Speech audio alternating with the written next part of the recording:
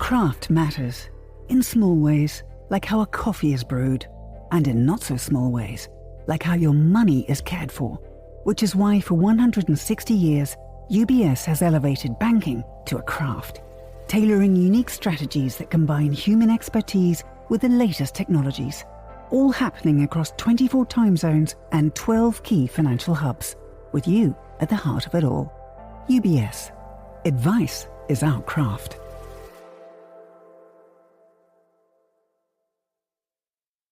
You're listening to The Globalist, first broadcast on the 3rd of October 2025 on Monocle Radio. The Globalist, in association with UBS.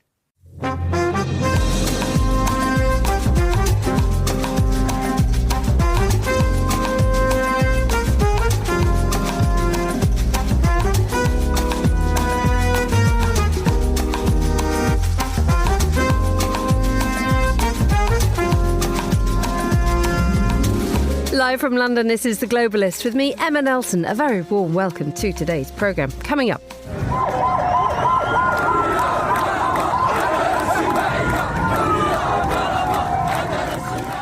Protests continue in Morocco with at least 3 people dead. Anti-government demonstrations increase in their intensity. We'll be in Morocco to hear from one person who's taken to the streets. Also ahead, in the next 60 minutes, another European country borrows a page or two from the Donald Trump election playbook. This time it's the Czech Republic, where a populist billionaire is seeking a comeback. Plus, Andrew Muller will tell us what we've learned this week.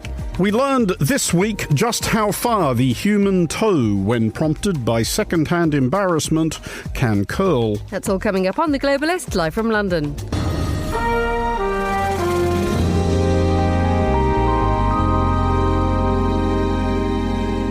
First, a quick look at what else is happening in today's news. Munich Airport has been forced to close for several hours overnight following a wave of drone sightings. It's been reported that Hamas leaders in Gaza are likely to reject President Trump's peace plan announced last week. And Venezuela's defense ministry has said 5 combat planes have been detected near to the country's coast in what it characterised as a threat by the United States. Stay tuned to Monocle Radio throughout the day for more on these stories. But first, for a 6th night, there have been protests across Morocco. Thousands of people took to the streets against government corruption and money wasting. Hundreds of people have been injured, more than 1,000 arrested. What is remarkable is that the majority, some are estimated to up to 7 of the 10 protesters, are under 18 years old. So what is behind all this? Well, I'm joined now by Erin Claire Brown, who's North Africa editor at New Lines magazine based in Turin, and by Iman Zubai, who's a visual artist based in Fez in Morocco. Very good morning to you both. Good morning. Hello. Iman, let me begin with you. What was the situation like overnight? I would talk from before yesterday, how it was very peaceful, very organized. From Fez perspective, where it's very heavily surveilled, and also in a context that since the 90s riots, there is this city trauma that people are afraid to protest against. So people and the youngsters got somehow really very well organized with the help of the university union, and we managed to make our voices heard without avoiding any police violence or confrontation. I'll stay with you, Iman, though, because the reports are that in other parts, Fez, as you have described, appears peaceful. Yet we now have reports that police in the city of Likya opened fire on protesters. Protesters are setting cars alight. That Fez is peaceful, but there is violence in other parts of the country. Yes. So tell us a little bit about what's happened there. Well, from what I've seen on the media, and I have not been on the ground, I would just state that some protests and all. Basically, all the protests were meant to be peaceful, to start peaceful, and we want this to be ending peaceful with a dialogue with responsible people. But some other people use this gathering of youngsters and just use it to start riots. Parts of them, I would say, they are moved by the by the same motivation of protest, but these group of youngsters attacked Gendarmerie Royale local. It's I would say it's like they attacked the guards, civil guards, and they were heading to get the guns from inside in the place where they stock guns. So the people, from what I've seen from a surveillance camera, they, as a self-defense, they had to shot 3 of the protesters who were like hiding their faces, and that I'm not very sure that they were likely part of the protest that is genuinely asking and claiming to be peaceful. And also some other banks and shops and cars were burnt and attacked. So I actually the Gen Z 212 is not claiming these riots and these acts, but I can, from another social perspective, say that the first police violence triggered a violence back and also triggered all these people that are repressed and educated. Erin, let's cross to you in Turin. Thank you for that, Iman. We will come back to you in a moment. But Erin, just looking at the broader picture of what Iman has just described, she talked about Gen Z 212. She talked about the fact that there are very young people who are protesting against what it's a lack of education, it's a lack of health care, yet they perceive that a lot of money that could be diverted to improving society is actually going towards football. Yes. So they're not wrong in many ways. So I think it's really good context to understand that for the past almost 30 years, Morocco has been making strong attempts to try and build up its infrastructure around sport to be able to attract the World Cup. I mean, they started this bid in 1994, and they have made a huge run on infrastructure around sport and around the kinds of things that it would take to host a major event like this. And they will be co-hosting the 2030 World Cup with Spain and Portugal. But I was reading this week, there's an estimated 18% of GDP between public and private spending. So it's not just public spending, but the equivalent of 18% of GDP is being spent on hosting the World Cup. And, it's just a massive amount of money. And that's being funneled into a few wealthy areas of the country. I think oftentimes when people are thinking about Morocco, they may have traveled to Fez or to Marrakesh, or, they have an idea of Rabat and Casablanca as these very modern cities. Morocco is a darling for investors. But outside of that, the country of 38 million really is struggling with youth unemployment, which is about 35%. Literacy rates among women and people over 50 are super low, less than 50% in some areas. And so, and spending on things like healthcare are just in the dumps. So one of the things that triggered this kind of amorphous, atomized response from Gen Z was recently this really horrific incident where 8 young women died either giving birth or in their postpartum period at a hospital in Agadir, which is a city up on the coast. And that was largely because they were given expired medication, or at least that's what initial reports have shown. And it's this idea that, you're spending $35 billion on infrastructure to host an event for a couple of weeks that might draw more tourists, but Morocco is already a fairly touristed spot. And yet you can't spend on healthcare for the working people who keep the country, the monarchy afloat. Iman, this idea that so many young people have taken part in this protest, why do you think it is that the younger population of Morocco has decided to rise up? Well, as a young Moroccan, you have to say that the anger we've seen in the streets today is a response to the way the Prime Minister, Aziz Akhnouch, has been leading this country. We don't feel represented by this government anymore. And for the context, Morocco is a constitutional monarchy, and this actual government that keeps talking about reforms is actually, I would exaggerately say, selling the country. The country is more going to privatization. We're more in debt to the World Bank, and there is less protection for ordinary citizens. And me, as a visual artist and as a young person, with the friends I have in my generation, we see that the horizon of our dreams are getting very narrowed, and all people I know dream to go abroad.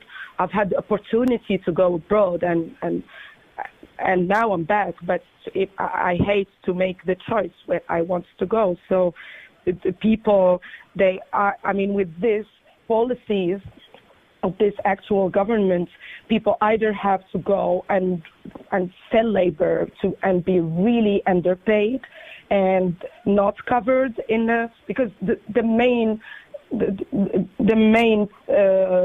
motivation of this protest is reforms of healthcare system and education. Now, this is the age where you start seeing your parents getting sick. And in the ground with other fellow protesters, I've heard some stories that shocked me, and I have some other stories of the way you literally see your parents struggle in hospitals and your family members where you feel that you can't do anything. So at the same time, you see the disproportionate dependencies on stadiums and all how infrastructure is like now fast is getting this type of attention of getting new infrastructure. You see that all these things are made and built for other people, but like nothing is also made for us. And to be quick, there is an important fact to add up to the context is the earthquake of Al House that happened in 2023. We should also bring back the attention because United Kingdom, along with other countries, helped Morocco and sent aid to rebuild houses and to help these families. Thousands of them now are still in difficult conditions. Yet the priority has not, the priority to pour money into stadiums and prestige projects. So it's very outrageous to still see that these people still live in tents. Amen. In this. Sorry. Iman, thank you so much for joining us on the line from Fez. I'm afraid we'll have to leave it there. That was Iman Zubai, visual artist based in Morocco, and Erin Claire Brown, North Africa editor at New Lines magazine. You're listening to The Globalist.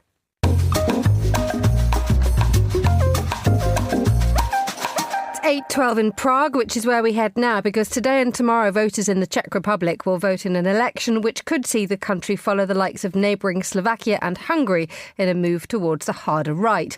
The populist billionaire Andrej Babiš, friend of Donald Trump, is tipped to head the next government, replacing the strongly pro-Western, pro-Ukraine coalition.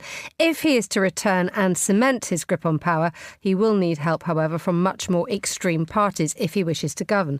Well, Rob Cameron is a journalist based in Prague, regular voice on Monocle Radio. Very good morning to you, Rob. Thank you for joining us. Good morning.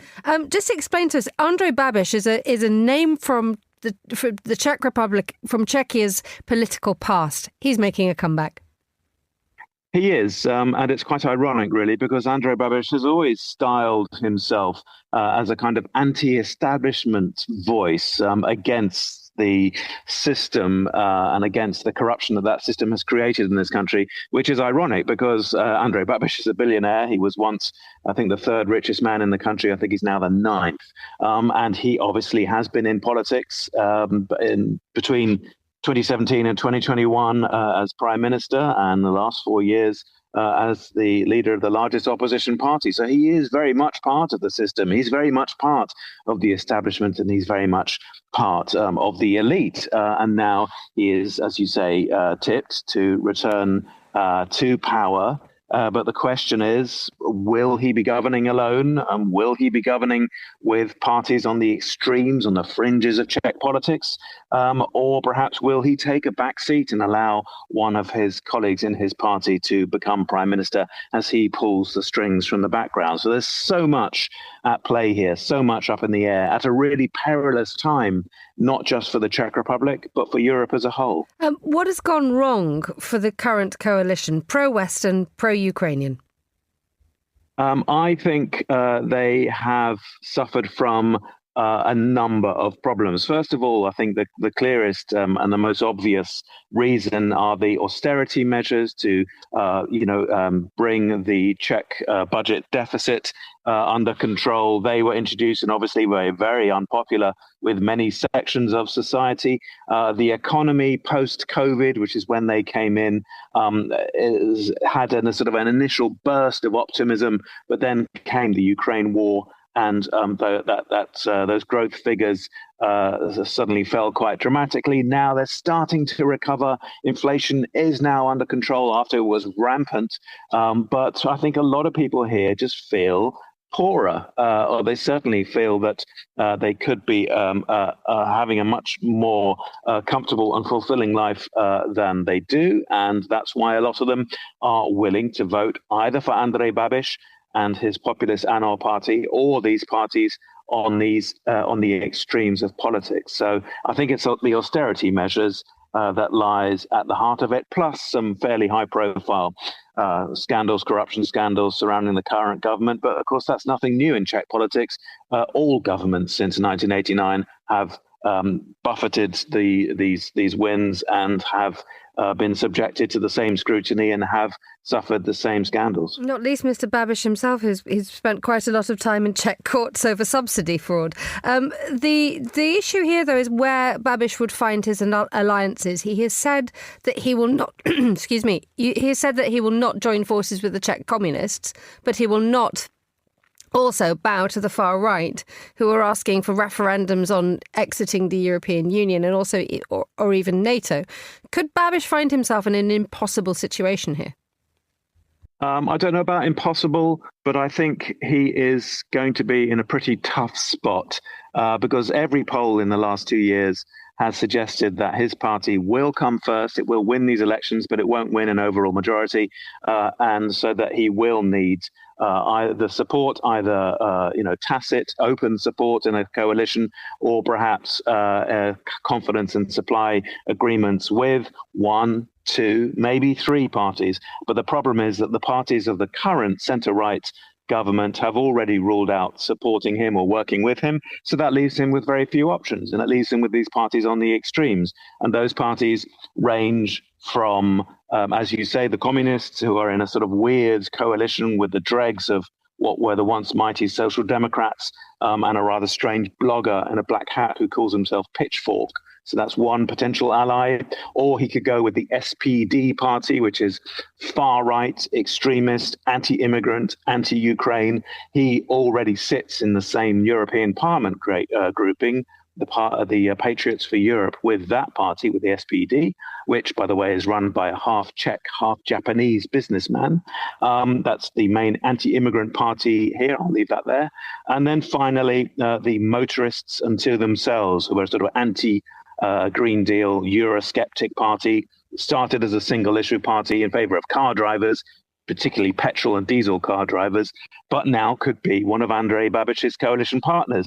So as one political analyst put to me, he thinks that Andrej Babiš has a lot to worry about in these elections, even if he wins, because he has to sit down with these guys. He hopes it'll just be one of them to make these compromises that he'll need to offer minimal, but it may be 2, it may be 3. And in that case, it could be an absolute nightmare. And briefly, Rob, just placing that part of the world in the wider context, neighbouring Slovakia has Fico, has moved to the far right. Hungary, a bit further down, has Viktor Orban. Were the Czech Republic, were Czechia to move towards that way of thinking and that way of going about life, how would that change that part of the world? It would certainly bolster this sort of Central European awkward squad that has sprung up over recent years. But to be fair, I think most people don't think that is going to happen. Andrej Babiš is not an ideologue. He's a pragmatist. He's a businessman. He's a deal maker. He likes having Emmanuel Macron's mobile number in his phone and boasting of his friendships. He used to have a property in the south of France. So, he's a guy who's very much at home in Western Europe. He is going to be awkward, I imagine. He will perhaps maybe make a lot of noise and perhaps delay a few EU decisions, not NATO ones, but EU ones. But I think at the end of the day, he will be far easier for Brussels to deal with than either Robert Fico or Viktor Orban. Robert Cameron, thank you so much for joining us on the line from Prague. Still to come on today's programme. We in WTTC will look at the GDP contribution on jobs, not only people arriving to the countries, what is their impact to the economy. That's the CEO of the World Travel and Tourism Council. She says that they're having their best year yet. We'll find out why a little bit later on today's programme. Craft is a matter of perspective, a unique outlook, an obsessive attention to detail. With UBS's Chief Investment Office Houseview, we're focused on identifying the latest investment opportunities and market risks to help you achieve your financial goals, so you get the big picture broken down into thought-provoking insights. Delivered daily and curated by over 200 globally connected, locally active analysts. UBS. Banking is our craft.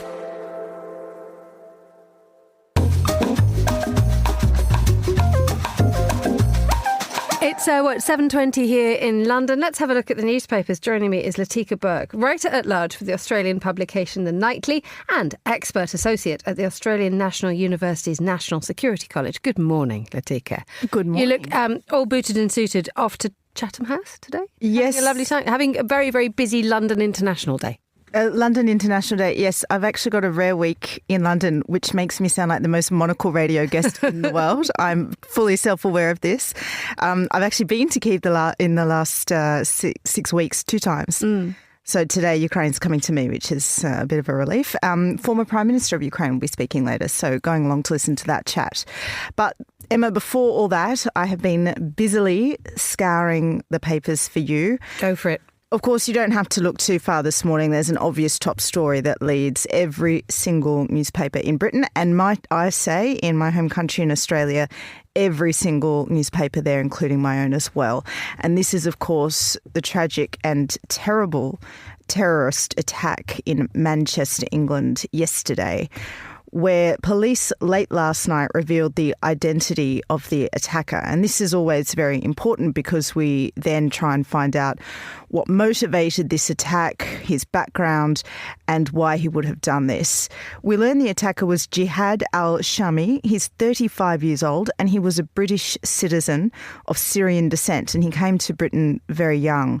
His records show, according to newspaper reporting right across the board, but for this instance, I've chosen an article in the Times this morning, he was never ever referred to the government's counter-terrorism scheme Prevent, and that he was not known to the authorities. So what we can deduce from that, Emma, reading between the lines, is that this could have been a self-radicalisation. It could have taken place extremely quickly. We know that that is a trend that has taken hold last year. But if you look closely at this method, this was a car ramming attack outside a Jewish synagogue. He had upon him what looked to be an explosive vest. Later found out that wasn't the case, but that did actually delay police in determining he was dead for a couple of minutes because they were worried that something might go off. And he tried to stab people. That sounds to me very similar to the London Bridge attack you might remember in 2017. That's the exact same method. So very crude, very dangerous, and of course very fatal methods. This, of course, opens up a huge political fight about whose fault it is, because we have in the UK, the same in Australia and many other countries, a debate about whether the political leadership has been behind or fostering or not doing enough to stamp down on anti-Semitism, which we have seen a huge wave of right across these Western countries as Israel continues its campaign in Gaza. Last night on the streets of London, I saw this protest myself. I was heading into town. There was also protests elsewhere. Pro-Palestinian activists got out onto the streets of all the days. This happened, of course, on Yom Kippur, the holiest day in the Jewish calendar, to protest about the flotilla in Gaza being seized. And many citizens from many different countries have been detained by the Israeli authorities. Now, that, of course, is something worth protesting about. Whether it was worth protesting about as 2 Jews were slain in the UK is a question really for them to answer. It's an interesting... the New York Times has a very good wide assessment of this, and they hear from David Feldman, who's a co-director of the Birkbeck Institute for the Study of Anti-Semitism in London.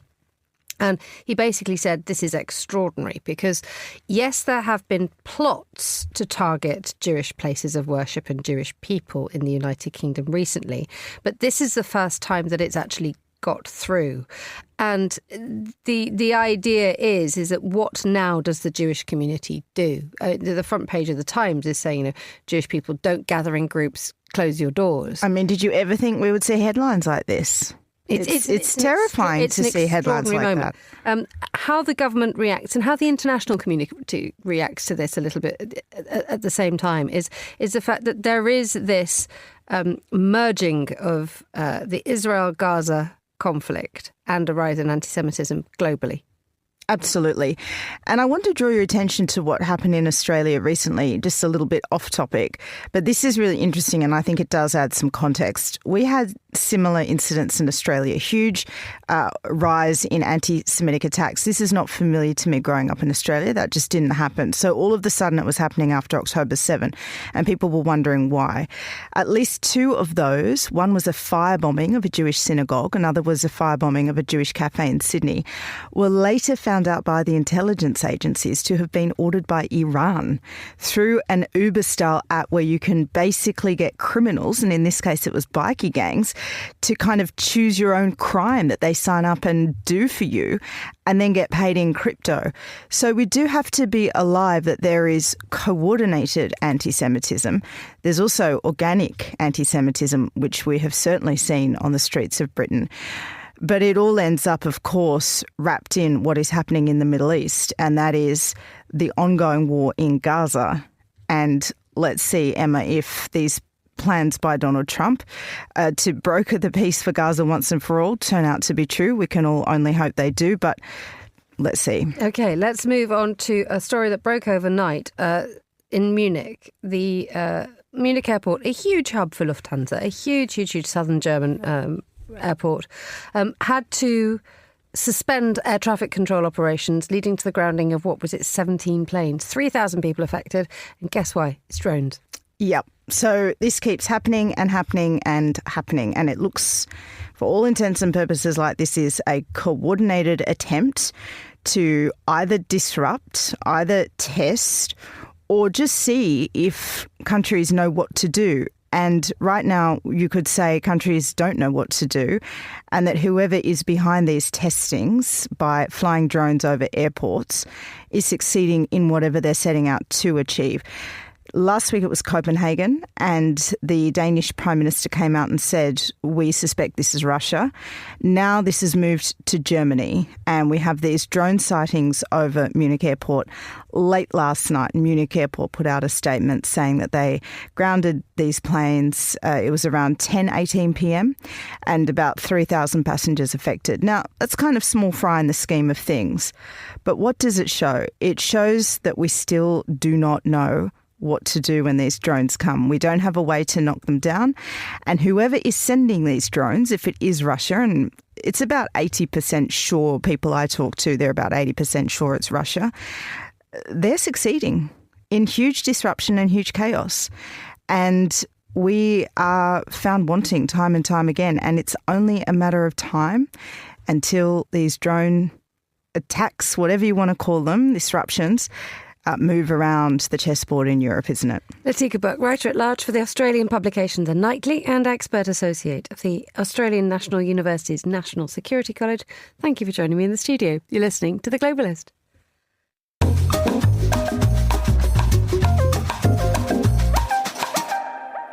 Now here's a quick look at some of the other stories we're following today. Munich airport has been forced to close for several hours overnight following a wave of drone sightings. A total of 17 flights were grounded shortly after 10 p.m, with almost 3,000 passengers affected. Munich is the latest airport to close due to drones. It has now reopened. It's been reported that Hamas leaders in Gaza are likely to reject President Trump's peace plan announced last week after a meeting with Israeli Prime Minister Benjamin Netanyahu.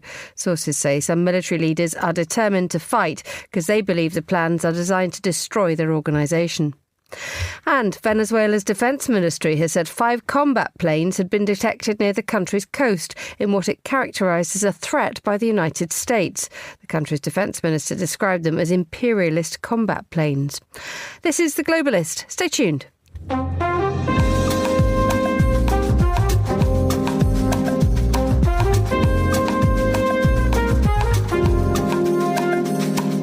Now, government ministers and global CEOs have been in Rome this week to address the challenges and future of travel and tourism.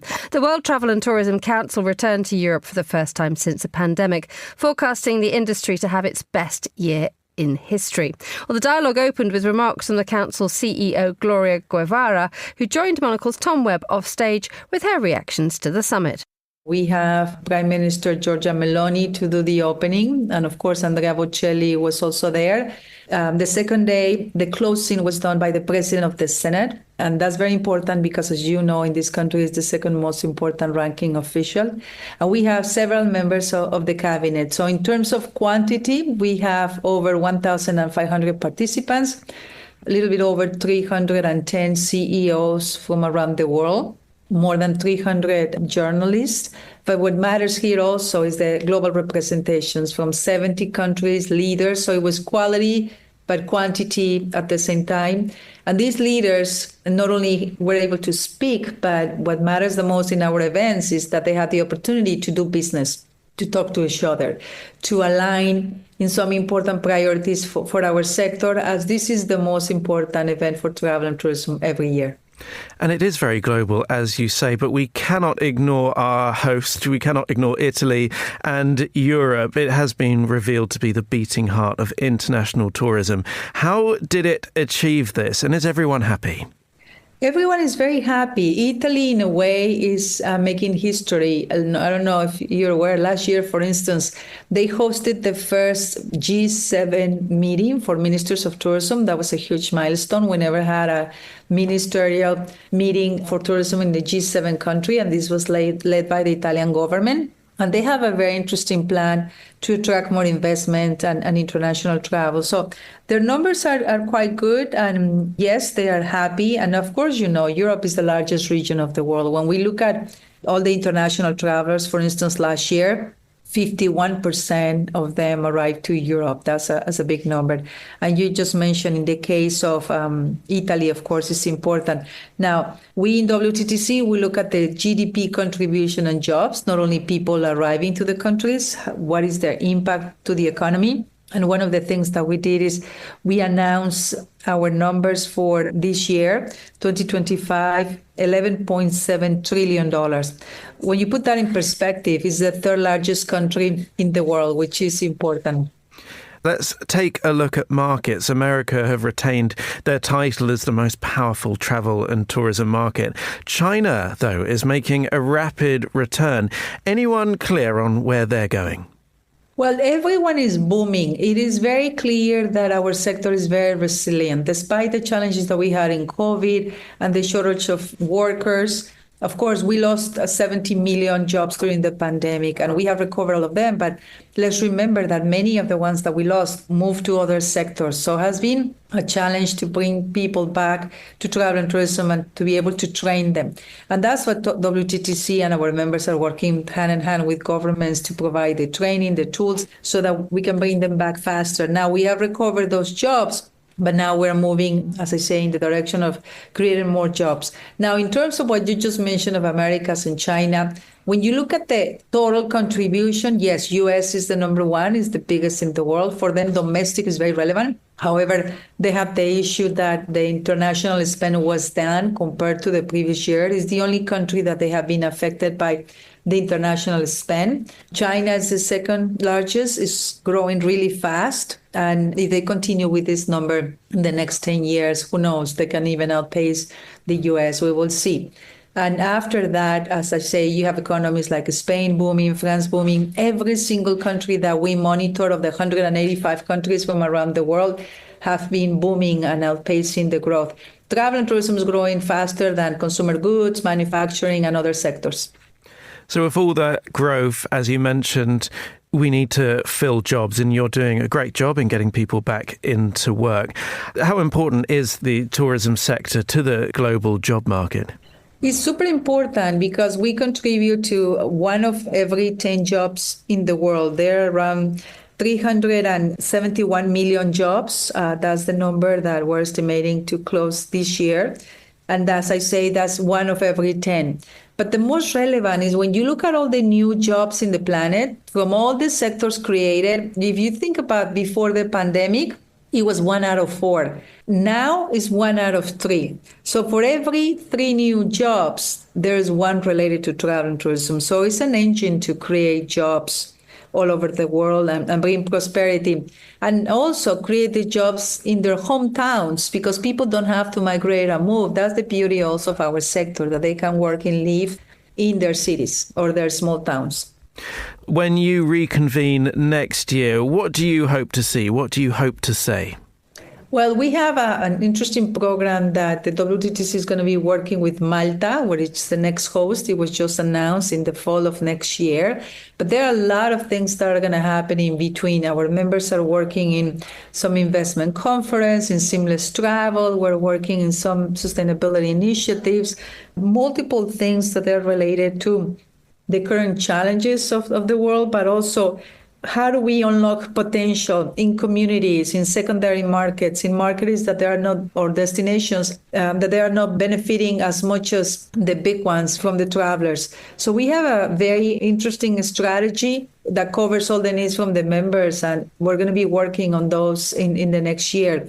That's what we say, that this summit is particularly relevant because it shapes the future, defines the priorities for the future. What are we going to do with AI? That was discussed. What are we going to do with the challenges of overcrowding, sustainability, shortage of workforce? All those topics were discussed during the summit, and there are specific actions that we have to follow up now. And that was Monocle's Tom Webb in conversation with the World Travel and Tourism Council CEO, Gloria Guevara.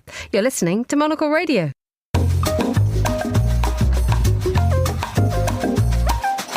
16:36 in Canberra, 7:36 a.m. here in London. Now, a landmark defence treaty has been signed between Australia and Papua New Guinea. Once ratified, it could make Papua New Guinea's Australia's third formal ally alongside the United States and New Zealand, and the first new ally in more than 7 decades. Well, to tell us more, I'm joined on the line from Canberra by David M. Andrews, who's Senior Policy Advisor of the Australian National University there. A very good afternoon to you, David. Thank you for joining us. Thank you, Emma. So tell us about the treaty. What's in it, please? Well, as you say, it will be only the second formal treaty alliance that Australia has signed. So it's a mutual defence treaty, so not dissimilar in that sense to NATO or other alliances of that type. Puk Puk being a pidgin Papua New Guinean word for crocodile, so obviously it has a certain dynamic effect in the title, but it's a way of providing a mutual defence obligation, both from Australia to Papua New Guinea and vice versa, which recognises that any armed attack on Australia or Papua New Guinea would be considered a danger to the peace and security of both countries, and that they would, in respect with their constitutional processes, come to each other's defence or aid as they see fit. But it will also enable the expansion of the Papua New Guinean Defence Force to about twice its current size, and for up to 10,000 Papua New Guinean personnel to serve in the Australian Defence Force. And what has brought about this agreement now? Well, in part, it is a reflection of this year being 50 years of independence for Papua New Guinea. So Australia was, for a time, the colonial administrator of Papua New Guinea. And then in 1975, they achieved independence. And so this was something that their government approached the Australian government about as a reflection of that 50-year anniversary to upgrade that relationship to a full treaty alliance.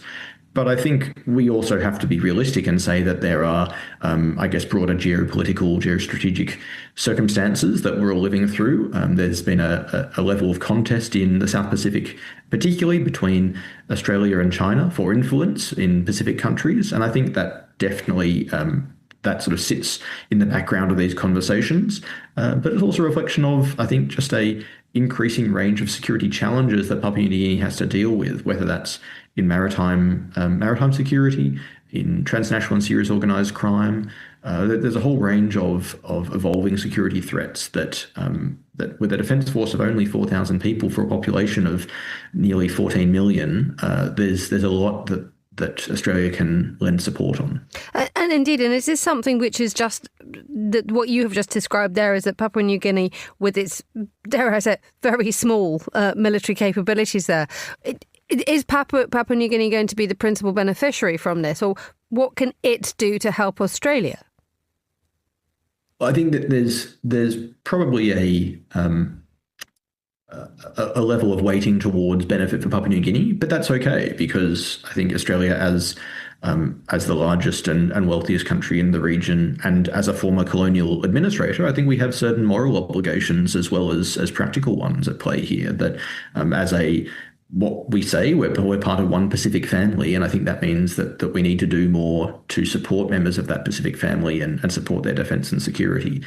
At the same time, no alliance is done for purely one-sided benefit, and I think for Australia, we've always seen the islands to our north as being the principal threat vector for any action taken against Australia. If we think back to the First and Second World Wars, we had many actions in the north, particularly in Papua New Guinea in the Second World War. We're talking about the Kokoda Track and the fight against Imperial Japan in that context, or against Germany in what was then German New Guinea in the First World War. So there's been a long-standing consciousness of any insecurity to the north of Australia, and so this, I think, will provide an opportunity for Australia to take a more hands-on role in helping Papua New Guinea, but also having, I suppose, the ability to project our power further forward into the region and making use of different naval or air bases potentially. But I think a lot of this is probably pending the actual treaty text, which we won't see until, I suspect, at least Monday. So some of those specifics may yet unfold on Monday or in the years ahead. But I think there's a sort of geographic benefit to Australia as much as there is a practical benefit to Papua New Guinea. And the wider geographic benefit, you mentioned there, the One Pacific family. To have a defence treaty like this signed now, where else does Australia look now to shore up its defences? You mentioned China, against possible aggressors in that part of the world. Yeah, so I think this is probably going to be the exception rather than the rule when it comes to the kind of partnership we're talking about here. So over the last, let's say, 5 to 7 years, the Australian government, both of the former Liberal National Coalition and the current Labor Party government, have both pursued upgraded security ties with many of our near neighbours in the Pacific and elsewhere in the Indo-Pacific as well, such as Japan. So this is just the most recent of a string of them. So we're talking about Solomon Islands, Vanuatu, Nauru, Kiribati, Fiji, East Timor, Indonesia, Japan. And these are all a string of partnerships which we've upgraded in the last about 7 years. With, as I said, there are sort of a heavier weighting on the Pacific. Now, I think that both the size of Papua New Guinea, its proximity, that particular relationship with Australia that's been formed over many decades, that puts it in an exceptional category compared to other states in the region. There's also been an effort to establish a higher upgraded relationship with Vanuatu lately, which has been somewhat stalled due to some sort of internal political discussions and differences within their system. But also there are suspicions that China is playing a very active role to try and undermine that agreement, and indeed was trying to undermine this agreement and prevent them from being signed. So this is an ongoing sort of diplomatic contest, but it's not just Australia and China. We have the presence of the United States, of Japan, as big aid donors, of the EU as well, and to some extent the United Kingdom. So there's a whole range of different partners who are playing a role in the Pacific, but given Australia's proximity and its unique interests in the security of the region, I think we'll always play a bigger part. But I think Vanuatu is the next one that the government is trying to resolve. But I think there's also been some talk of Fiji seeking an upgrade on its security ties as well. So I think this is it's interesting to me that we've chosen to go down the path of these formal legal treaty type obligations, which is, I'd say, unusual in the history of these relations. So it points, I think, to the seriousness with which we hold them, but also the changing regional environment and what other countries are asking from us as well. David M. Andrews, thank you so much for joining us on the line from Canberra. You're listening to The Globalist. IQ, EQ, and AI. 3 components key to the craft of innovation at UBS. Because to stay ahead in a rapidly evolving age, you need a partner with decades of experience, endless passion for the work, and a finger on the pulse of leading technologies, bridging human expertise with artificial intelligence, all to elevate you. UBS. Banking is our craft.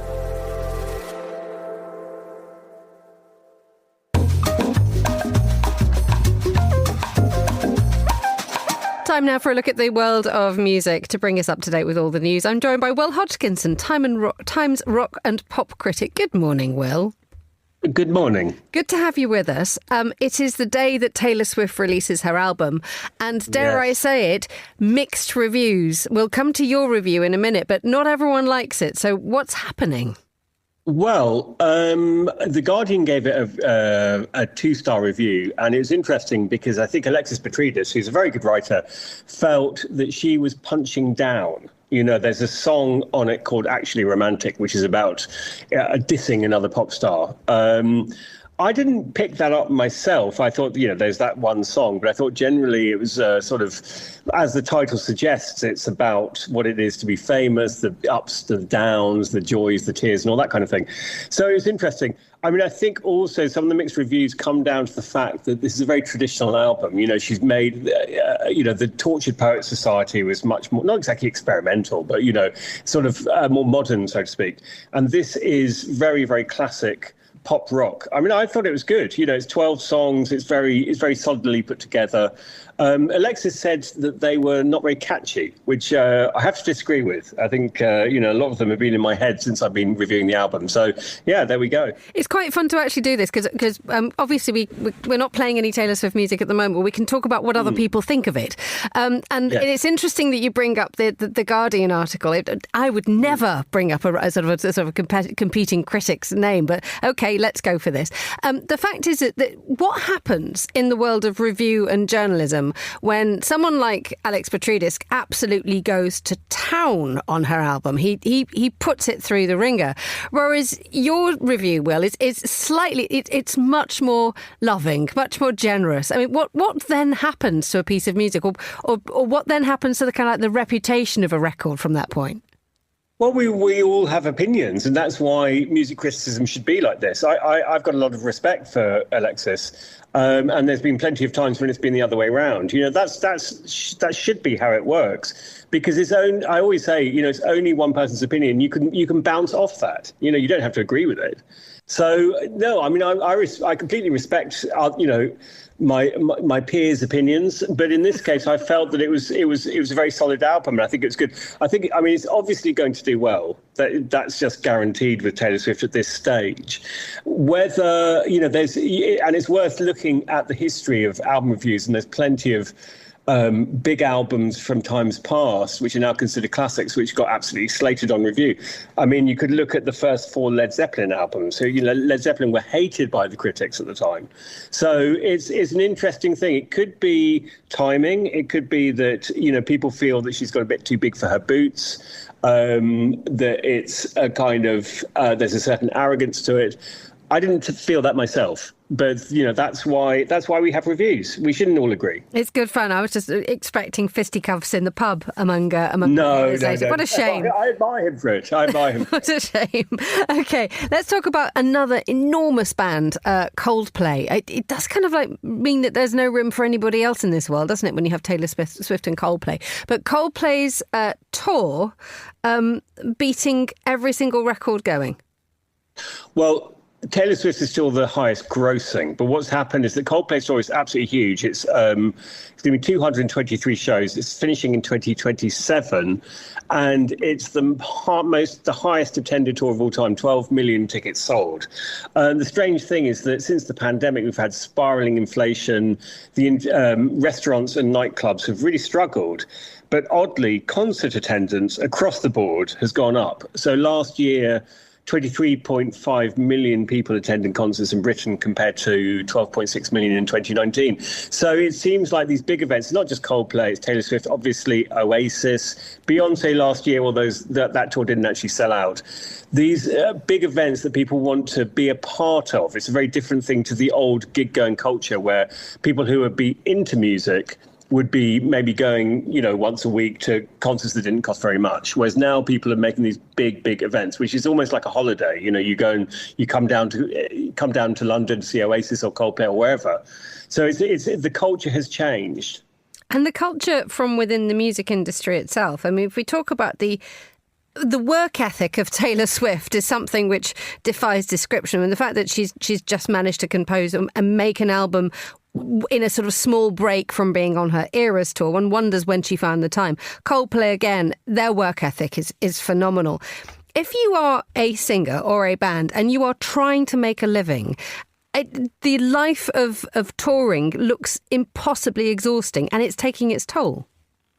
That's true. It's extremely hard. I mean, just to give you an idea, you're not really going to be able to make a living from touring until you're playing to about 1,500 people a night, which is quite large. You know, the cost is astronomical these days. You know, even things like parking have gone up. There's all these different things that people don't think about. Using crew, since the pandemic, a lot of people retrained, and so there's fewer people in the supporting the music industry. So there's that, and you see the cost. So Lola Young, who has got huge last year with Messi, I'm sure a lot of people will know that song. She's just cancelled her entire US tour, and I think all forthcoming dates, because she's had burnout. And the thing is, it's not like it used to be. You can't, you know, the old days people would do the concert, then maybe party all night and sleep on the bus the next day. Now you're expected to do social media, you're expected to do interviews, you're expected to do meet and greets. You know, you can buy more expensive tickets to meet the artist. So it's absolutely non-stop. And I think it's very, very brutal for younger artists who are coming through. On top of that, you now have the debilitating effects of social media where you can read every bad review, you know, and people do. Well, so yeah. I'm so sorry. We've run out of time, but thank you so much for joining us on The Globalist.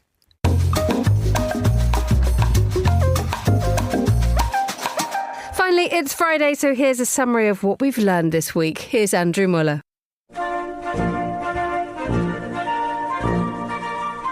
We learned this week just how far the human toe, when prompted by second-hand embarrassment, can curl. We learned this from US Secretary of Defense and man who absolutely doubtlessly wears his baseball caps backwards, Pete Hegseth, who summoned America's toppest brass for a meeting which could have been, if not an email, then certainly a leaked signal chat. We learned, anyway, that Secretary Hegseth was concerned that the US military, the United Actual States Actual Military, had become unacceptably effete, louche, decadent, slovenly, dissipated and woke. Basically, an $850 billion production of Priscilla, Queen of the Desert.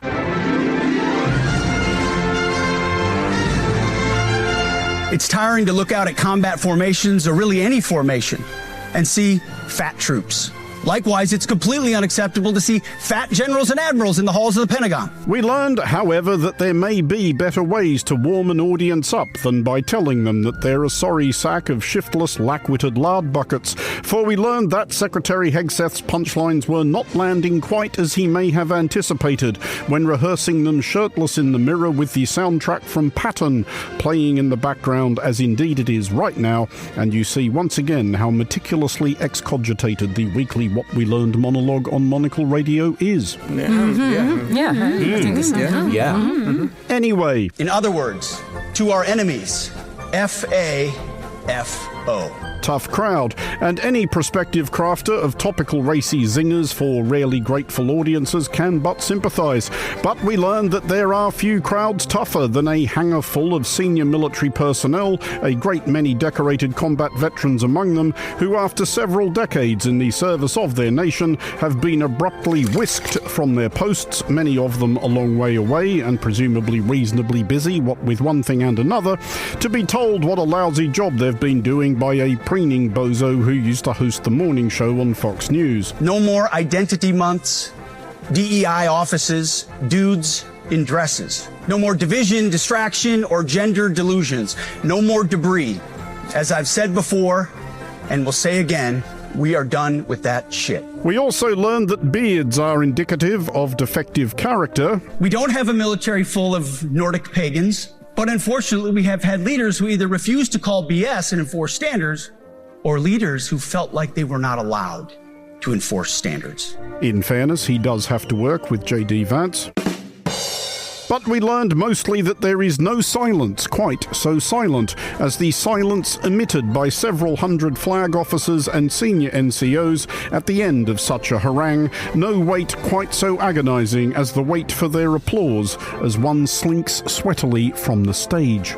Move out and draw fire, because we are the War Department. Godspeed. Room! Attention! We absolutely did not edit that.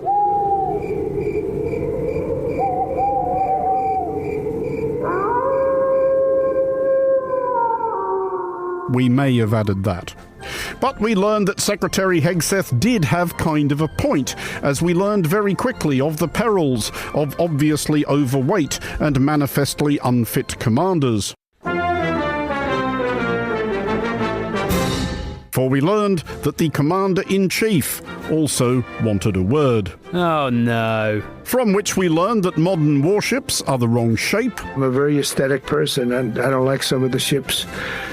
An ugly ship is not necessary in order to say your stealth. That White House stationery either is or used to be insufficiently sturdy, not easy to tell. I want the A paper, not the D paper. We used to sign a piece of garbage. I said, this man's going to be a general, right? Yeah. I don't want to use this. I want to use the big, beautiful, firm paper. That stairs can be difficult. I'm very careful, when I walk downstairs like these stairs. I walk very slowly. Although not for everybody. So one thing with Obama, I had zero respect for him as a president, but he would bop down those stairs. I've never said, da-da-da-da-da-da, pop, pop, pop. Among many, many other things of which it did not occur to Lincoln to speak at Gettysburg. But we learned that the president may have had other things on his mind, or at least other bees in his bonnet.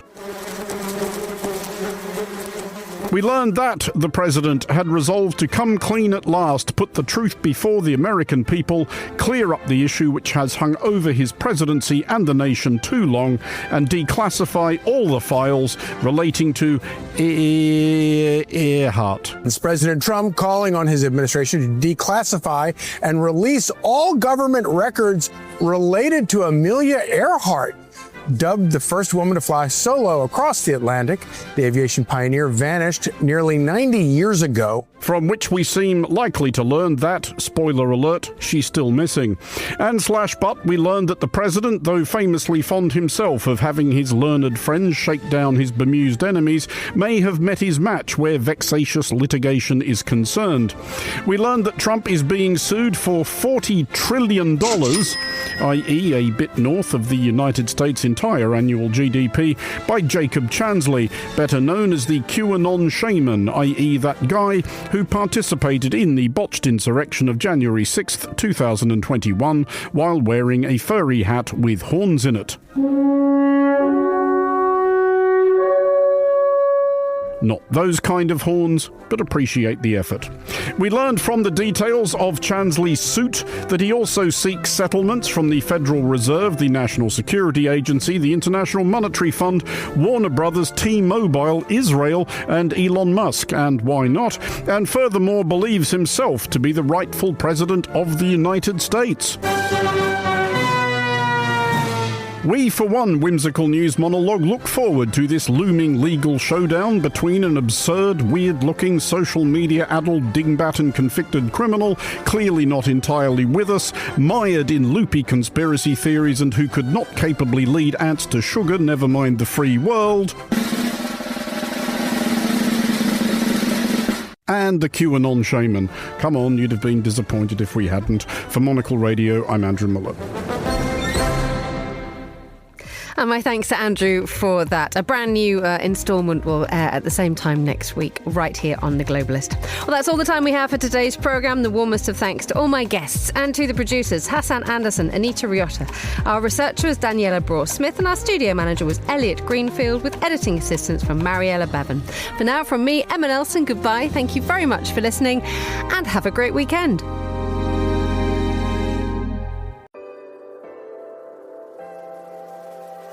With UBS, you have a truly global partner, incorporating new technologies, innovative approaches, and unexpected opportunities, leading you to insights that help answer the questions that matter, delivered with passion, care, and unmatched expertise. Because it's about rising with the dawn each day, knowing that we can do even better. That's what banking is to us. Not just work, but a craft. UBS. Advice is our craft.